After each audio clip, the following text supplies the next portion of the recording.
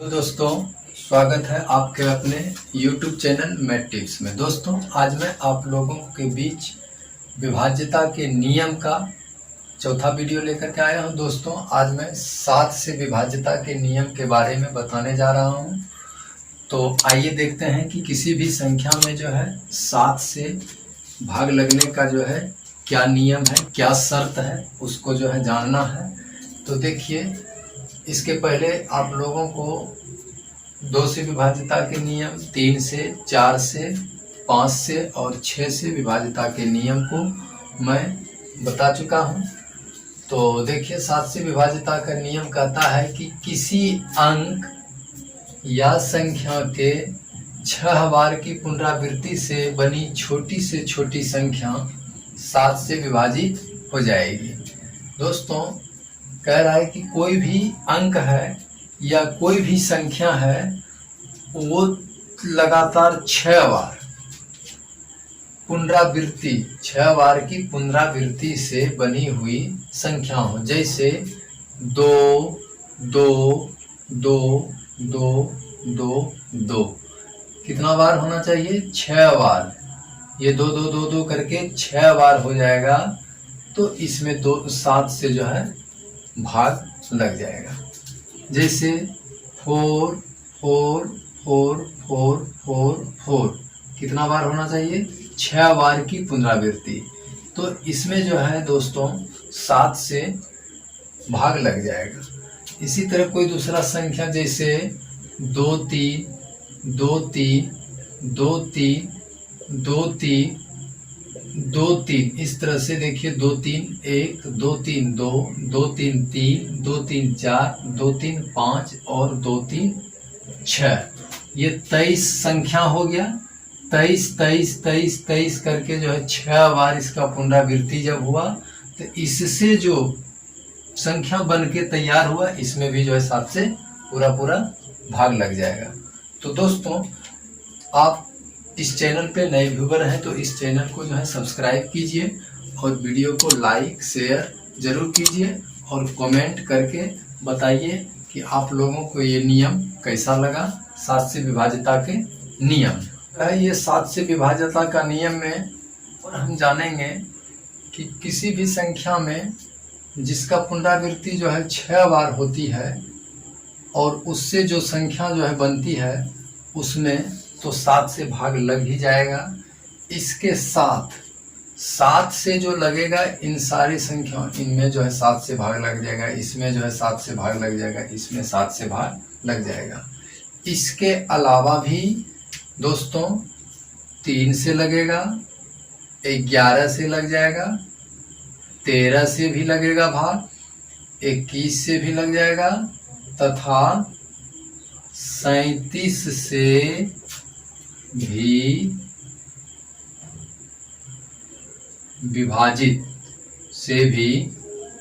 विभाजित होगी। दोस्तों, कह रहा है कि किसी अंक या संख्या का 6 बार की पुनरावृत्ति से बनी छोटी से छोटी संख्या 7 से विभाजित होगी। उसके अलावा भी जो है 3 से भी भाग लगेगा, 11 से भी जो है भाग लगेगा, 13 से भी, 21 से भी और 37 से भी वो भाग उसमें लगेगी।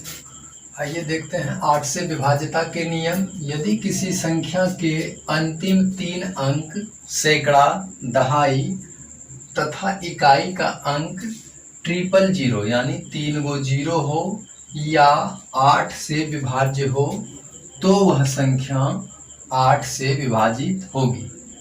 दोस्तों, कह रहा है कि कोई भी संख्या ले लीजिए, उसका सैकड़ा, दहाई और इकाई तीनों अंक जो है या तो 0 हो या इन तीनों अंक से बनी जो संख्या है उसमें 8 से भाग लग जाए, तो ये पूरा संख्या जो है उसमें 8 से भाग लगेगा।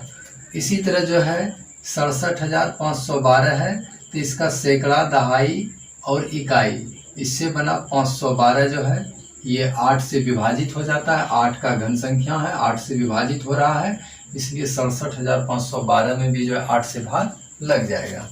उसी तरह जो है 9,54,024 है, इसमें देखिए सैकड़ा, दहाई और इकाई अंक से बनी संख्या में 8 से भाग लग रहा है, यानी 24 हो रहा है, 0 24, इसमें 8 से भाग लग रहा है, इसलिए पूरे संख्याओं में जो है 8 से भाग लग जाएगा।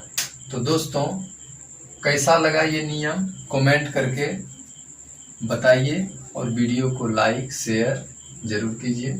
आइए जानते हैं 9 से विभाज्यता के नियम।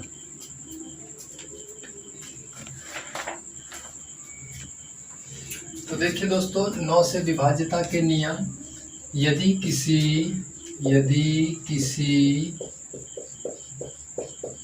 संख्या के अंकों का योगफल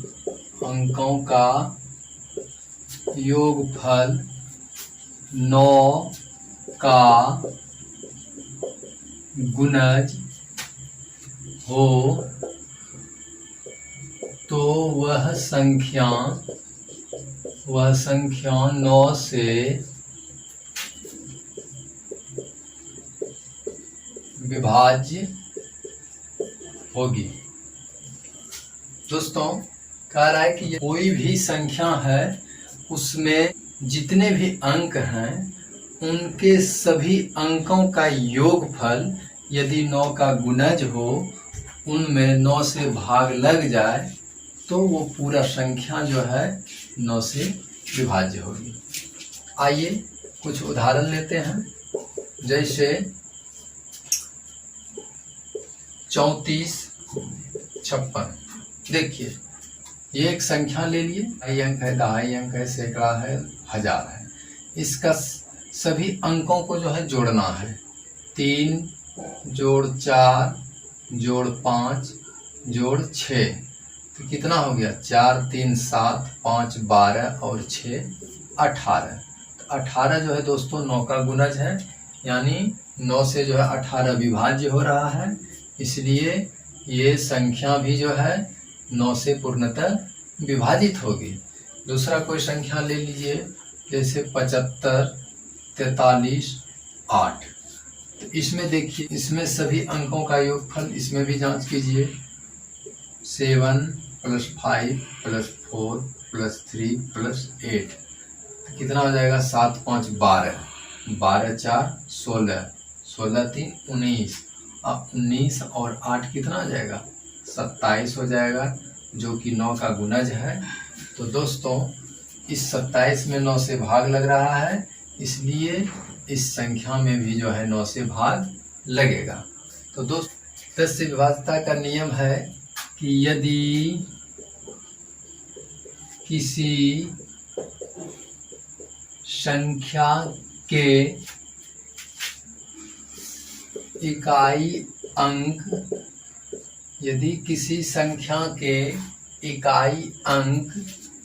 0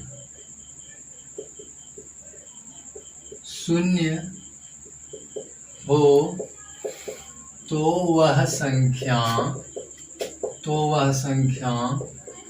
10 से विभाजित होगी। दोस्तों सबसे आसान जो है ये नियम लग रहा है कि मात्र जिसके इकाई अंक पर 0 देखिए, समझ जाइए कि उसमें 10 से भाग लगेगा। अब 10 है, 100 है, 125 पे 1 0 है, 15,625 इस पे 1 0 दे दिए, तो सबका इकाई अंक पे क्या है?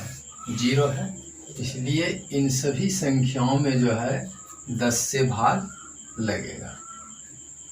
कहता है 11 से विभाज्यता का नियम कि यदि किसी संख्या के विषम स्थानों पर उपस्थित अंकों का योग तथा सम स्थानों पर उपस्थित अंकों के योग का अंतर 0 हो या 11 का गुणज हो तो वह संख्या 11 से विभाजित हो जाएगी।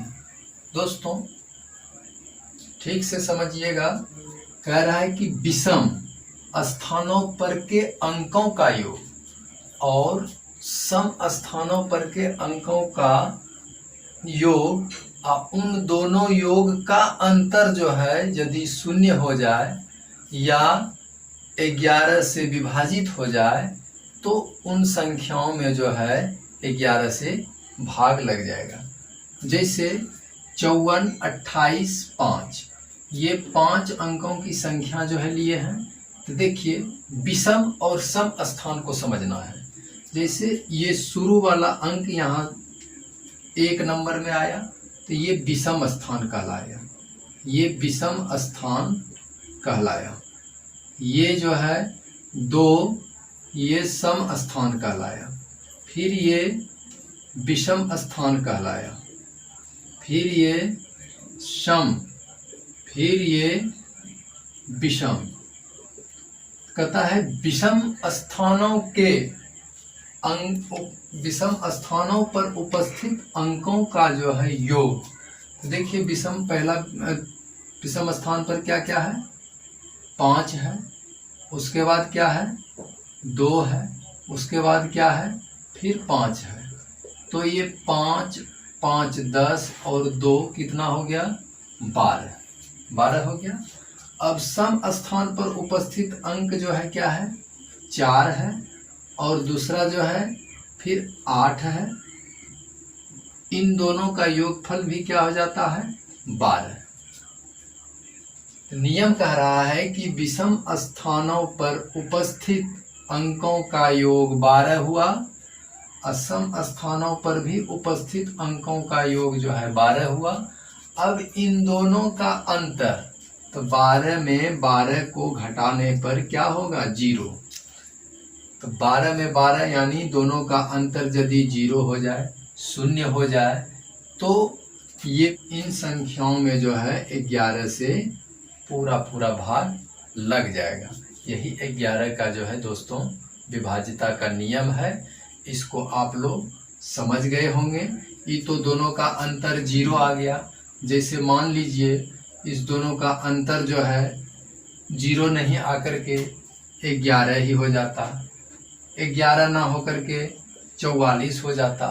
यानी कोई वैसा गुणज जिसमें 11 से भाग लग जाए, यदि वो भी संख्या मिल जाता तो समझते कि इन संख्याओं में जो है 11 से भाग लग जाए। तो दोस्तों वीडियो अच्छा लगा होगा तो इसको लाइक और शेयर जो है ज़रूर कीजिएगा और कमेंट करके बताइए कि ये वीडियो जो है आप लोगों को कैसा लगा, पसंद आया। फिर मैं अगला वीडियो जल्दी लेकर के